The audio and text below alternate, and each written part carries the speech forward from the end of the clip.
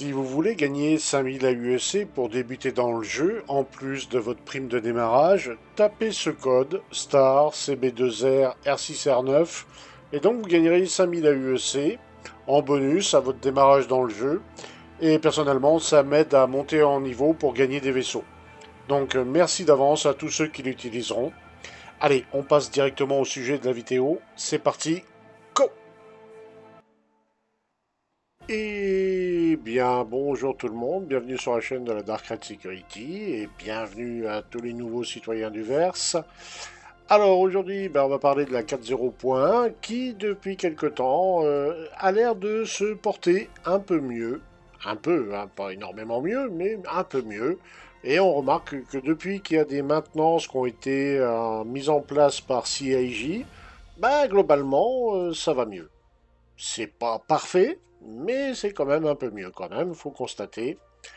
D'ailleurs, on a eu 2-3 maintenances la semaine dernière. Là, on est mardi soir et au moment où je fais cette vidéo, il y a une nouvelle maintenance qui est en cours. Lundi matin, il y a eu un gros souci, pas mal de gens se sont retrouvés déconnectés. Ça a été réparé dans les 2-3 heures qui ont suivi. C'est assez réactif en ce moment, les interventions de CIJ à ce niveau-là. Globalement, la 4.0. Voilà, il y a du progrès.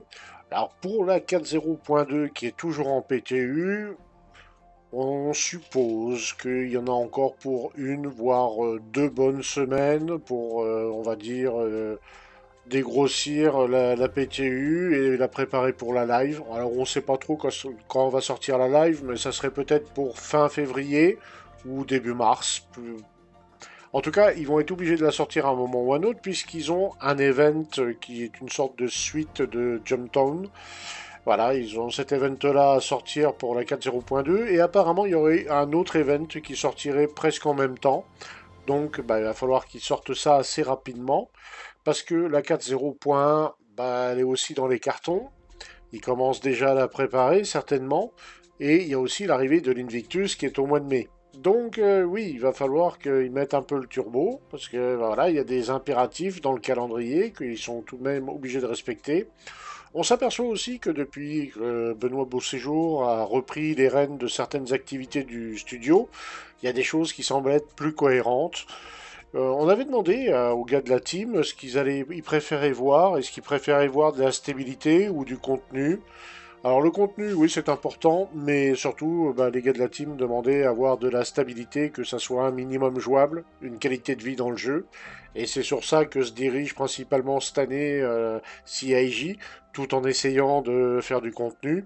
Ça va être assez compliqué de faire les deux en même temps, je suppose. Je suis pas développeur, mais je me doute que ça va pas être une tâche très simple à mettre en place. On verra bien comment ils vont faire. Pas ce mercredi-là, mais l'autre, on a la roadmap qui va être publiée. Et la roadmap, on va voir un peu dans quelle direction on va, justement, avec cette nouvelle équipe. Et aussi, ils ont changé quelque peu leur façon de travailler. Donc on va voir ce que ça donne, grosso modo. Pour l'instant, on attend de voir, hein. On va observer ça sur la longueur.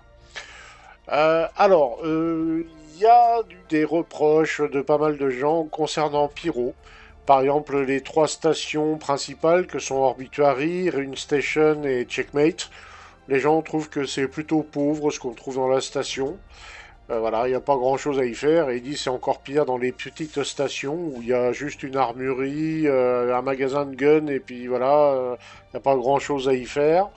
Pareil, ils disent que sur les planètes, bon, c'est plutôt limité. Bon. Alors, ça, je pense que ça dépend des avis, hein. Il y a quand même pas mal de choses à faire sur Pyro, surtout là, en ce moment, avec Save Pyro, phase 3. On s'aperçoit qu'en fait, il y a beaucoup de lieux qu'on connaissait pas, comme les caves avec les petites bases souterraines. Assez sympa à faire d'ailleurs. Et puis ça rapporte hein, entre 170 000 et 200 000 ou 210 000 à UEC. Du coup, ça a ramené quand même pas mal de gens sur Pyro qui, par curiosité et à pas du gain, sont venus y faire un tour et se sont aperçus que c'était pas si PVP que ça. Alors oui, il y a du PVP, bien sûr, hein, c'est prédominant, mais pas partout. Voilà. Alors aussi, on attend d'avoir des nouvelles concernant l'état du patch de la 4.0.2. Alors, faut pas s'attendre à des merveilles, hein, très clairement. le patch sera légèrement meilleur que celui qu'on a actuellement en live, mais vous attendez pas à voir les missions débuggées. Alors oui, certaines le seront, mais pas beaucoup, vraiment pas beaucoup. C'est surtout la stabilité du patch qui a été retravaillée. Ils ont rajouté des petites choses un peu sympas. D'ailleurs, pour la roadmap, ils annoncent qu'ils vont nous expliquer ce qui nous attend pour la 4.0.2, mais aussi au-delà. Alors j'entends déjà les gens dire, oui, mais au-delà, voilà, ils font des plans sur la comète. Oui, mais c'est toujours intéressant de savoir un peu quel genre de direction ils veulent prendre.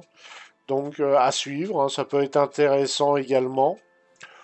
Beaucoup de gens se plaignent que depuis qu'il y a des serveurs à 600, enfin des shards à 600 joueurs, ben, les stations qui sont à proximité des planètes ou les grosses stations de pyro, ben, les gens se retrouvent coincés dans des files d'attente interminables pour pouvoir décoller ou atterrir. Alors à ça, il y a une solution personnellement que je vous conseille, c'est de ne pas rester sur les stations proches des planètes. C'est-à-dire Port Tressler, Seraphim, Bygenie Point ou Evrus Harbour. Bon, à Pyro, c'est plus compliqué, il n'y a que trois stations voilà, vraiment intéressantes. Après, bah, vous êtes condamné à prendre des petites stations où il y a moins de choses. Mais personnellement, moi, à Stanton, je n'hésite pas à faire quelques millions de kilomètres pour être dans des stations où, bah, du coup, je peux décoller sans avoir de file d'attente. Alors oui, je mets 2-3 minutes pour faire un saut quantum et arriver sur telle ou telle planète. Mais est-ce que 2-3 minutes, c'est embêtant quand vous restez plus de 10 minutes, voire un quart d'heure dans un hangar d'une station orbitale? Bah, faites le calcul. Je pense que mieux vaut faire un quantum de 5 minutes que d'attendre 10 minutes dans le hangar, hein, personnellement. Enfin voilà, chacun verra midi à sa porte à ce niveau-là. Bah, autrement, les actualités, on sait qu'il y a pas mal de choses qui avaient été reportées de la 4.0 à plus tard. La 4 points, on ne sait pas trop ce qu'ils vont y mettre. On aura peut-être des surprises, je sais pas. On va bien voir ce que va nous dire la roadmap. Il y aura certainement peut-être des choses intéressantes ou des choses auxquelles on s'attend pas. On va bien voir, hein, on va bien voir comment tout ça se passe. En tout cas, ben voilà les actus pour le Verse en ce moment. Alors les maintenances, bah oui, c'est une bonne chose. Alors ils en font pas mal, hein. Ils en font deux trois par semaine. C'est peut-être un peu trop, ils vont dire certains. Bah mieux vaut ça que d'avoir un patch complètement instable. Là, depuis qu'ils ont mis ce système en place, bah, on constate quand même que la jouabilité y gagne. Il y a moins d'embêtements, moins de d'ascenseurs bloqués, moins de... Enfin, ça le fait moins, quoi. Alors sur Stanton, ça peut être plus difficile à voir, mais sur Pyro, on voit tout de suite la différence. Enfin voilà, en gros, les actus du Verse, c'était tout pour aujourd'hui. Je vous souhaite à tous eh ben, une bonne journée ou une bonne soirée et on se dit à très bientôt dans le Verse. Ah, ciao ciao ciao ciao tout le monde!